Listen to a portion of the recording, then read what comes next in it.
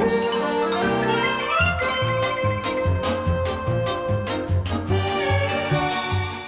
everybody, it's Chris Seeds, Wootini over at GayGamer.net, here with another weekly video podcast. Because of last week's interruption where I made it all about Silent Hill, I did not talk about other things that were going on, so I'm going to have to play a little bit of catch-up this week's episode, because I want to start off by talking about Avengers Age of Ultron, which was terrific. It's funny because I deliberately stopped watching trailers after like the first teaser trailer or two.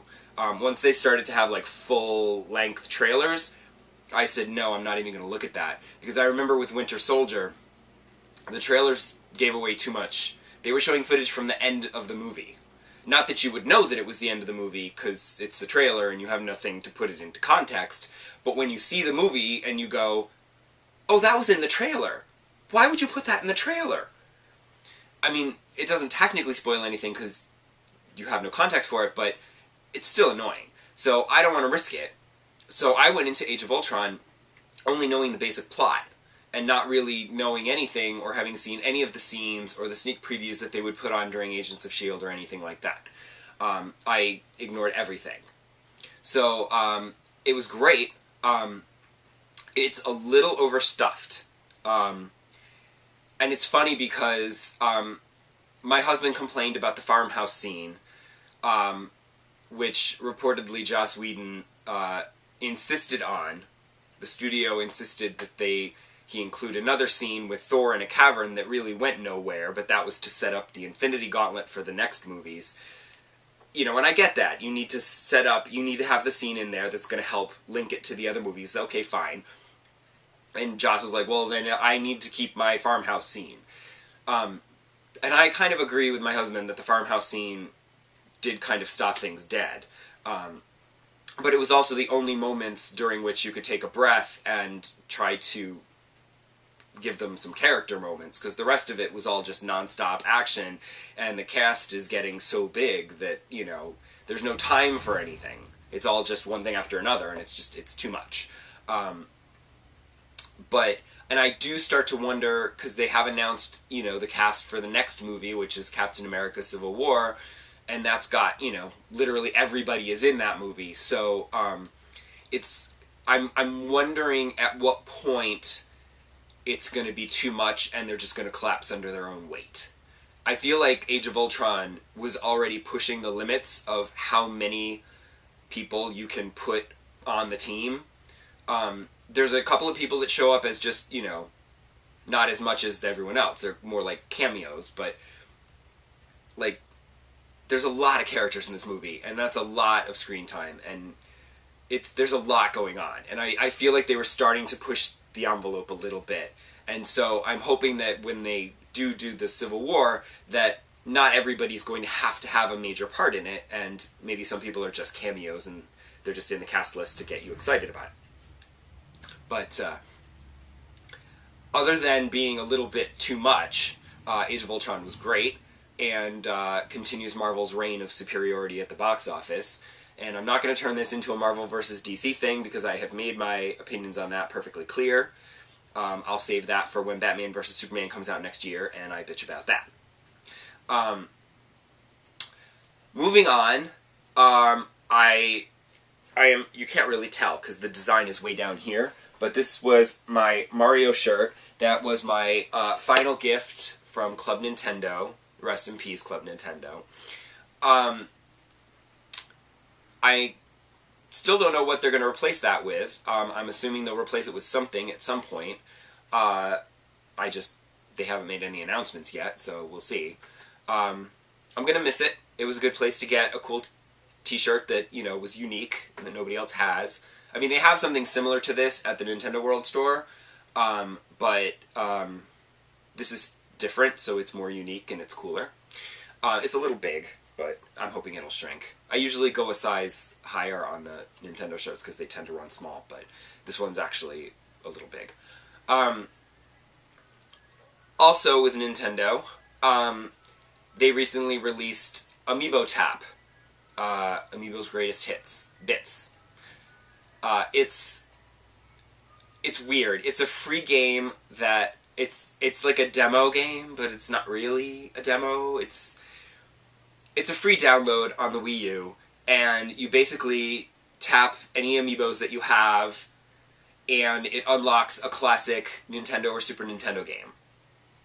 But only for like a few minutes at a time. So like, weirdly, my villager unlocked Super Mario Brothers. Okay, that's sort of random. Like, I get that Toon Link unlocked Link to the Past, but then Toad unlocked the original Legend of Zelda, so I'm like, okay, that's just weird. But it's funny because, like, you literally, there's like, you could tap it again, and there's 6 different scenes that you can play for like 3 minutes apiece.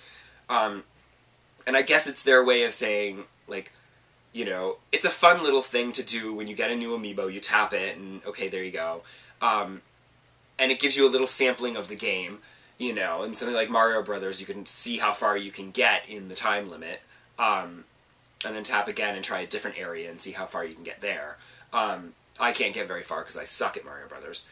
But it's funny because, like, I guess it's their way of saying, like, maybe for the kids who have these Amiibos in the Wii U and they haven't played those games, and they're like, oh, and conveniently there's a button on the side where you can buy that game in the Virtual Console store of the eShop, so, you know, it's clear what they're going for, but it's, because the samples aren't very long and they're just super brief, they're kind of, it's just a fun, amusing novelty, really. I downloaded it, I'm probably never going to use it again.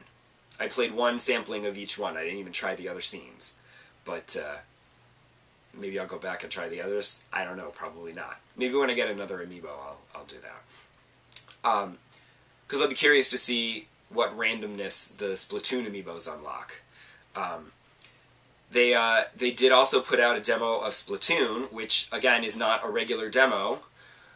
It was a test fire where they had 3 sessions where you were able to go in and play online against people during that time period. And those were the only brief time periods where it would work.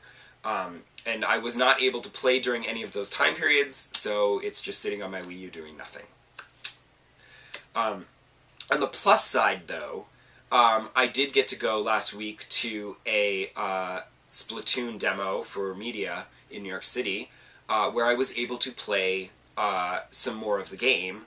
At PAX East, all I was able to play was the standard multiplayer, but here I was able to play some of the single player and also some of the offline multiplayer, the one-on-one, where one player has the gamepad and the other player plays on the TV. And you can read my impressions on that on gaygamer.net. I'm not going to get too into it. All I wanted to say about it was how surprised I was that I actually grew to like the motion controls. Which is funny, because all the people that I follow on Twitter who played the Splatoon demo online, they were all like, oh my god, I can't wait to turn off the motion controls. You know, and I was like, that's what I thought too. When I played it at PAX East, I was like, oh, I don't like the motion controls, I'm not used to that. I wanted to just use the thumbsticks like a shooter. But when I went to play the single-player game, I played it first as, you know, with the motion controls, and then the second time through, he tapped the Amiibo, and I went through with the different weapon to do that challenge, and switched it to the thumbstick, and I actually found myself struggling to use the thumbstick and get the kind of finesse. You know, I don't know if there's a way to go into the options and change the sensitivity of the thumbstick. There usually is in an FPS, but I don't know if they're going to have that in Splatoon, because I actually found that I had a little more finesse with aiming when I was using the gamepad gyros to, you know, just to move it around. I think I just, you know, when I played it at PAX East, it was too quick and I was rushing and I was overcompensating. Or they finessed the controls between now and then. Because now I feel like, you know, a slight twitch of the gamepad and you can aim with a lot more finesse. At least that's for me. I'm just glad that they've included all the options so you can use the control scheme that works best for you. Now, if they could have only put out a proper Splatoon demo that wasn't so time-limiting, then more people could have sampled it and they'd know how much fun it is, and it would sell like gangbusters when it comes out at the end of the month. I am looking forward to it. I don't think I'm going to do very well.